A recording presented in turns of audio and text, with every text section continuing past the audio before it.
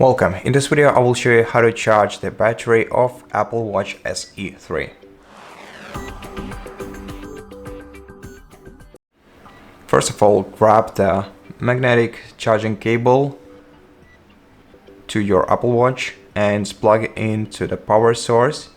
And once you do that, you have to grab your Apple Watch and place the bottom side of it onto the charger, and then wait for the charging icon to appear on your screen.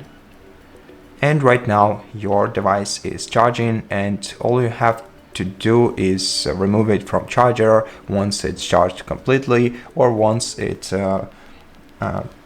reached the value that you needed it to. And that's it. Thank you for watching this video. If you liked it, consider subscribing to our channel, leave us a like in the comment below, and I'll see you in the next one.